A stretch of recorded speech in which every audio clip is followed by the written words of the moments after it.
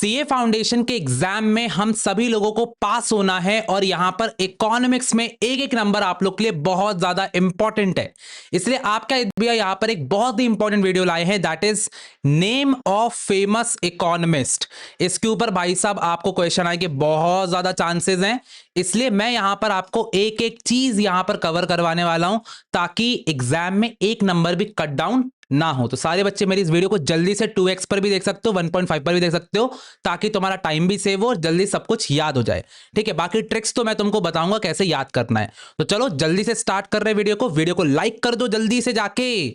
हाँ बस भैया करवाते जाओ, वीडियो लाइक नहीं करे। चलो चलो चलो चलो चलो जल्दी से जा जाओ जरा। सबसे पहली बात याद है भाई साहब, अपने पापा ऑफ इकोनॉमिक्स जिसको बोलते हैं Adam Smith, father of economics, ठीक है। इन्होंने एक बुक निकाली थी वेल्थ ऑफ नेशंस की, यानी कि जो नेशंस की वेल्थ है वो कौन बताएंगे भैया, अपने एडम स्मिथ बताएंगे। जो वेल्थ ऑफ नेशंस थी वो 1776 में आई थी, इसके ऊपर भी क्वेश्चन आ सकता है, it is very very important. उसके बाद फिर भाई साहब अपने झोल डीन थे झोल डीन। बेटा इनने क्या झोल किया था, इनको बिजनेस इकोनॉमिक्स का फादर बोला जाता है। बेसिकली इन्होंने बिजनेस इकोनॉमिक्स से रिलेटेड सारी चीजें दी थी, तो क्वेश्चन में बिजनेस इकोनॉमिक्स से रिलेटेड कुछ भी आएगा तो तुम झोल डीन ही डालोगे, इसी ने ये झोल किया था। उसका आ सकते भैया आपके Karl Marx and Friedrich Engels. इनका मैं मजाक नहीं उड़ा सकता क्योंकि कार्ल मैक्स एक बहुत ज्यादा मतलब माने जाने वाले इंसान है भाई साहब। इन्होंने सोशलिज्म के ऊपर, गवर्नमेंट के ऊपर एक बहुत सारी चीजें बोली थी, जिसके अंदर इन्होंने कम्युनिस्ट मैनिफेस्टो निकाला था। राइट, तो ये बहुत इंपॉर्टेंट आया था, Karl Marx and Friedrich angel परी, मैं हूं परी पापा की, कुछ नहीं, छोड़ो आगे बढ़ते। चलो भाई साहब अब आते हैं एल्फ्रेड मशाल के ऊपर। भाई साहब ये जो मशाल इंसान था, मशाल लेके रात में घूमता था। और सबसे पहली बात, अगर तुम्हें चैप्टर नंबर 2 में कुछ ना समझ में आए तो इसी इंसान का नाम है, सब कुछ इसी ने दिया भाई साहब। अगर आप देखोगे एल्फ्रेड मार्शल ने यहां पर क्या बोलते हैं, लॉ ऑफ डिमांड भी दिया हुआ है। ठीक है, सबसे पहली बात 1848 में। उसका फिर कंज्यूमर सरप्लस भी इन्होंने दिया हुआ है, और यूटिलिटी एनालिसिस जिसको अपन कार्डिनल अप्रोच कहते हैं बेटा, ऑर्डिनल नहीं, कार्डिनल कहते हैं, यानी कि जो टोटल यूटिलिटी मार्जिनल यूटिलिटी अपन पढ़ते हैं वो इन्होंने ही दिया हुआ था। तो भैया एल्फ्रेड मार्शल को पूरा का पूरा यहां पर समर्पित है हम इनके लिए, बहुत बढ़िया। उसका फिर भैया हिक्स और एलन ने यहां पर सब्स्टिट्यूशन इफेक्ट दिया था। इसके अलावा इन्होंने इनडिफरेंस कर्व एनालिसिस भी दिया था, ये देखो नीचे मैंने मेंशन किया हुआ है। तो हिक्स और एलन भाई साहब यहां पर बहुत ज्यादा बढ़िया। अब इसको कैसे याद करोगे, विक्स खाइए बेटा, तो विक्स ने ही इनडिफरेंस कर्व दिया था। विक्स खाओ, खिच खिच दूर करो, और एलन तो तुम जानते ही हो। ठीक है भाई साहब, क्लियर हो रहा है, क्लियर हो रहा है। अब आता भाई साहब sir Robert Giffen. Sir Robert Giffen, समझ रहा भाई साहब कितने बड़े इंसान थे। तो इन्होंने गिफिन गुड्स के बारे में दिया था। गिफिन से गिफिन तो तुम्हें याद ही होगा। फिर भैया एक ड्यूसनबेरी थे, जेम्स ड्यूसनबेरी। अब देखो ड्यूसनबेरी कैसे याद रखोगे, D for Duesenberry, D for demonstration effect. तो इन्होंने ही बोला था कि लोग एक दूसरे को कॉपी कर रहे होते हैं। फिर वेबलिन ने, थॉरस्टीन वेबलिन, थॉर आ गया अपना, थॉर ने बेटा थॉरस्टीन, यहां पर वेबलिन ने वेबलिन इफेक्ट दिया था, यानी कि लोग यहां पर महंगी चीज लेकर के आते हैं। इसकी थॉर का हथौड़ा बहुत महंगा था, तो ये भी इन्होंने महंगी चीज की बात की थी। James Bates and J R Parkinson, बेटा इनको पार्किंग में जगह, इनकी पार्किंग में इनका बेटा हुआ था पार्किंसन। ठीक है, जे आर पार्किंसन और जेम्स बेट्स यहां पर साथ में थे, जिन्होंने प्रोडक्शन का कॉन्सेप्ट यहां पर दिया होता, दैट इज इंपॉर्टेंट। बेटा एक ऐसा लड़का था जिसको इतनी पिटाई पड़ी कि उसने एंटरप्रेन्योरशिप यहां पर इनोवेशन कर दिया। इसको बोलते हैं कंप्यूटर, जितनी पिटाई पड़ती इनोवेशन उतना ही इंसान करता है एंटरप्रेन्योरशिप के अंदर में। और यहां पर ट्रेड साइकिल को भी, बिजनेस साइकिल में भी अगर इनोवेशन होता है तो वो भी इस कंप्यूटर ने दिया, यानी कि innovation word is equal to इस कंप्यूटर। इसके ऊपर ऑलरेडी पीवाईक्यू आ चुका है। आर.एल. मॉरिस ने यहां पर ऑर्गेनाइजेशन का ऑब्जेक्टिव ग्रोथ दिया था। आज तक इस पे क्वेश्चन नहीं आया, पर आ सकता है क्योंकि ऑब्जेक्टिव्स पर आजकल क्वेश्चन पूछे जा रहे हैं, तो this is an important thing. फिर एक सेल्स को कैसे मैक्सिमाइज करते हैं इसके बारे में बहुमूल ने बताया था, यानी कि सेल्स के मोल के बारे में। मूल कहते ना, इसका मोल तुम क्या जानो, क्या मोल है, तो बहुमूल ने हमको सेल्स की मैक्सिमाइजिंग थ्योरी के बारे में बताया। Very good. ए बर्ले और जेसी मीन्स, नाम ही इतना भयंकर है कि मैं क्या बताऊं। ए बर्ले, तो बेटा ये जो पार्ले था, अरे सॉरी बर्ले था, इन्होंने हमको बताया था कि मैनेजमेंट जो है वो ओनरशिप से सेपरेटेड रहता है, आपकी ओनरशिप अलग है, मैनेजमेंट, ठीक है, बढ़िया है। विलियमसन मॉडल, ये एक इंपॉर्टेंट चीज है, जो विलियम्स का विलियमसन मॉडल था, इन्होंने बताया था maximization of manager's utility function, इसके ऊपर क्वेश्चन आ सकता है। क्लियर है, ओके, बहुत बढ़िया है। उसका फिर बहुत सारी एमटीपी में मैंने इसके ऊपर कहीं ना कहीं देखा हुआ है कि जो साइट एंड मार्च था, इन्होंने बहुत सारे गोल्स दिए थे, फंक्शनल गोल्स दिए थे मैनेजमेंट के, जैसे प्रोडक्शन, इन्वेंट्री, सेल्स वगैरह वगैरह। उसके बाद फिर भाई साहब एक आपका पीवाईक्यू आ सकता है, जहां पर आपको सैमुअलसन के बारे में पूछा जा सकता है, और ये आ चुका है, एक पीवाईक्यू है जिसमें आपको बोला गया था कि भाई साहब मैक्सिमम अमाउंट ऑफ आउटपुट अगर आपको निकालना है गिवन इनपुट से, तो उसको किसने दिया था, सैमुअलसन ने दिया था। इसकी डेफिनेशन को बेसिकली सैमुअलसन ने प्रोडक्शन फंक्शन की डेफिनेशन दी थी। ठीक है, अब देखो बहुत सारे बच्चे कंफ्यूज हो सकते हैं, प्रोडक्शन फंक्शन मतलब प्रोडक्शन किस फैक्टर से हो रहा है, दैट इज प्रोडक्शन फंक्शन। ठीक है, लेकिन प्रोडक्शन जो था, ओनली प्रोडक्शन का जो कॉन्सेप्ट था वो जेम्स बेट्स और जे आर पार्किंसन ने दिया था, तो इस पे कंफ्यूज नहीं होगे। फिर एक दोगला इंसान था जिसने कॉब के साथ मिलकर के, एक दोगले इंसान ने बनाया था यहां पर प्रोडक्शन फंक्शन, यानी कि वही 3/4 ऑफ लेबर लगेगा और 1/4 ऑफ कैपिटल से आप प्रोडक्शन कर सकते हो। और फिर वो समझ गए ना, वो ऐसे वो एक दी थी इक्वेशन, हाँ हाँ वो तुम समझ गए, वो इक्वेशन मुझे आज तक याद नहीं हुई। ठीक है भाई साहब, बहुत बढ़िया बहुत बढ़िया। फिर एक कॉर्नॉट था, स्टैकलबर था और बर्टलैंड था। इन्होंने बेटा चैप्टर नंबर 4 में एक मॉडल दिया था जिसको हम लोग ऑलिगोपॉली के मॉडल बोलते हैं। कैसे बोला था, देखो इन्होंने बोला था कि जो कॉर्नॉट था, इन्होंने बोला था control variable in output in contrast to price, यानी कि बेसिकली यहां पर जो आपके कॉम्पिटिटर्स होते हैं ऑलिगोपॉली में, वो यहां पर आउटपुट को ज्यादा कंट्रोल करना चाहते हैं एक्सेप्शन प्राइस के। प्राइस को यहां पे कंट्रोल करने कोई क्वेश्चन नहीं रहता, प्राइस को यहां पे कोई चेंज नहीं करता, आउटपुट को सब लोग अपने हिसाब से चेंज कर रहे होते हैं। स्टैकलबर्ग ने बोला कि यहां पर भाई साहब एक लीडर होता है। इनके मॉडल में क्या था भाई साहब, एक लीडर होता है जो कि पहले ही सारा आउटपुट बताया था कि देखो सब लोग इतना इतना आउटपुट करेंगे और सारे लोग उनको फॉलो करते हैं, यानी कि एक तरीके से प्राइस लीडरशिप पे काम करता है स्टैकलबर्ग के मॉडल में। बर्ट ट्रेंड ने यहां पर बोला कि भैया प्राइस है वो यहां पर हर एक फर्म अपना अपना सिलेक्ट करती है, आउटपुट से कोई मतलब नहीं है, प्राइस। तो अगर प्राइस के बारे में बोलेगा तो बर्टलैंड मॉडल था। कॉर्नॉट ने बोला प्राइस से कोई मतलब नहीं, हमें तो भैया आउटपुट से मतलब है। और स्टैकलबर्ग ने बोला हमारा तो लीडर ही सबको डिसाइड करेगा। क्लियर है, अगर आ गया तो याद रखोगे, यस भैया याद रखेंगे।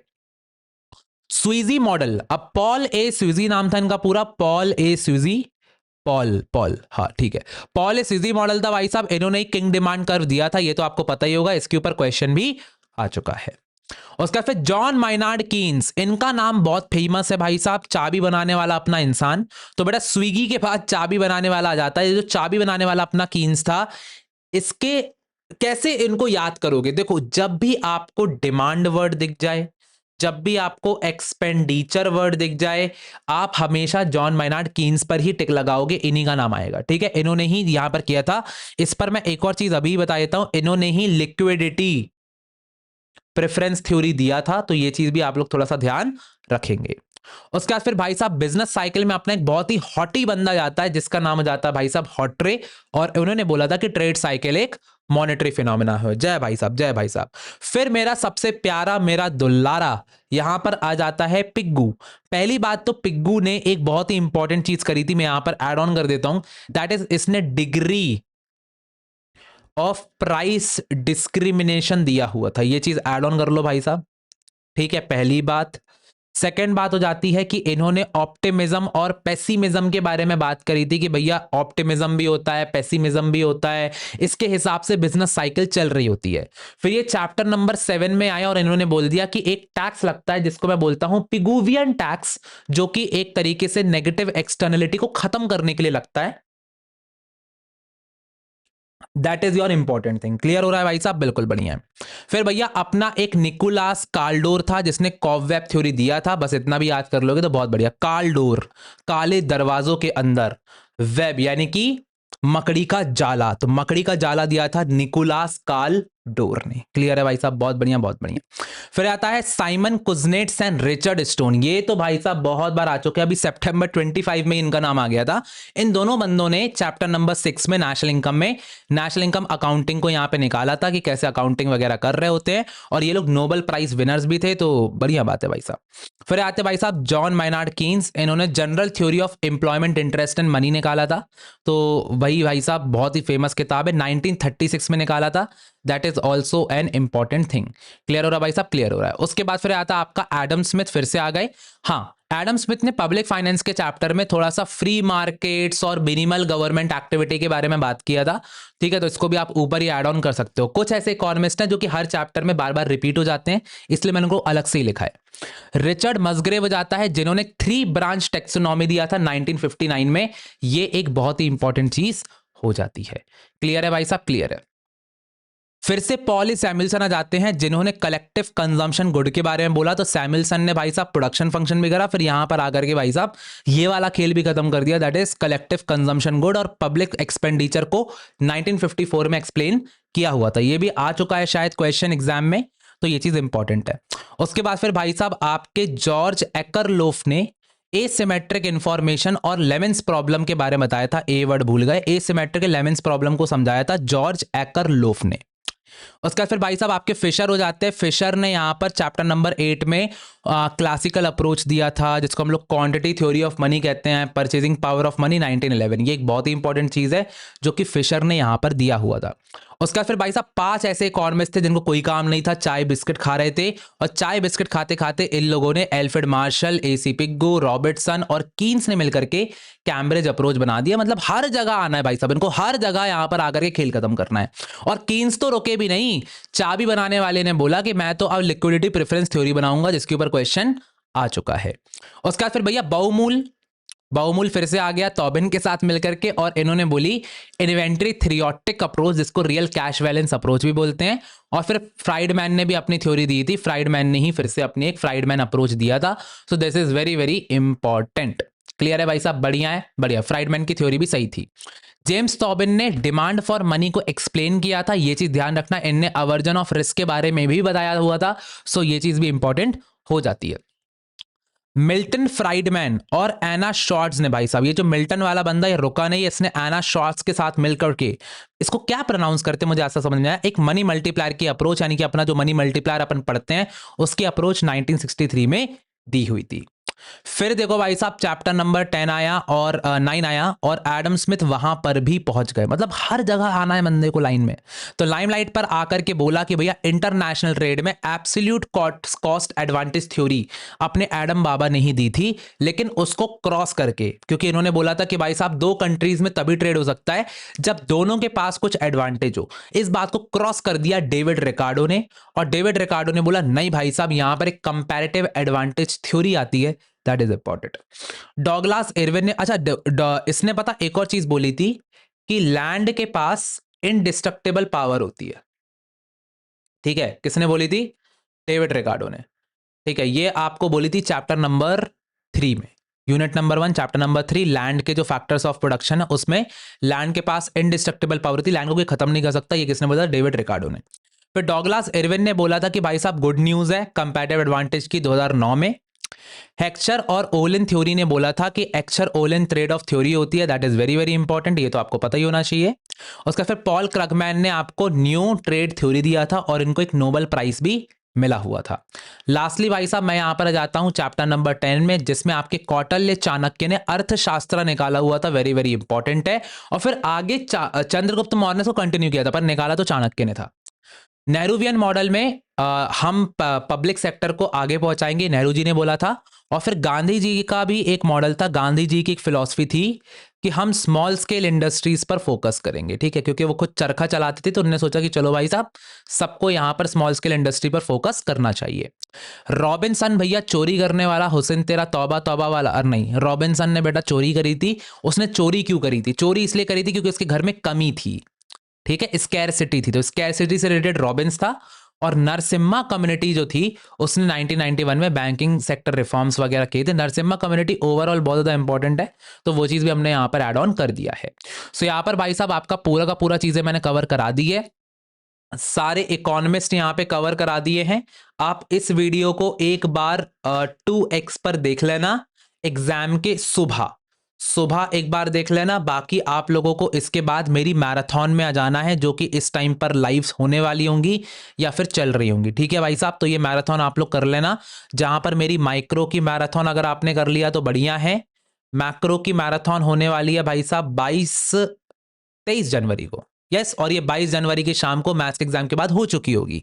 सो यहाँ पर आप लोग इस वीडियो को अगर देख रहे हो तो तुरंत मेरी लाइव सेशन पे चले जाओ, क्योंकि वहीं पर आपको सारा का सारा कवरेज मिलेगा ICAI मटेरियल का, MTP का, RTP का, सारी की सारी चीजें यहीं पर आपको मिलने वाली हैं। क्लियर है भाई साहब? अब जैसा कि मैंने आप लोग को बता ही चुका हूं कि यहाँ पर it is very very important कि आप मेरे सारे नोट्स को डाउनलोड कर लो। तो आप यहाँ पर सारे के सारे नोट्स को from this QR code download कर सकते हो, और डिस्क्रिप्शन पर भी मैंने लिंक दे दिया है, तो वहां से आप इस लिस्ट को डाउनलोड कर सकते हो। तो guys, thank you so much for joining. मिलते हैं अपनी नेक्स्ट क्लास में, तब तक के लिए ऑल द बेस्ट, शुक्रिया, जय हिंद, बाय बाय। एंड ऐसे ही प्यार से आयत भैया को सपोर्ट करते रहो। Thank you so much.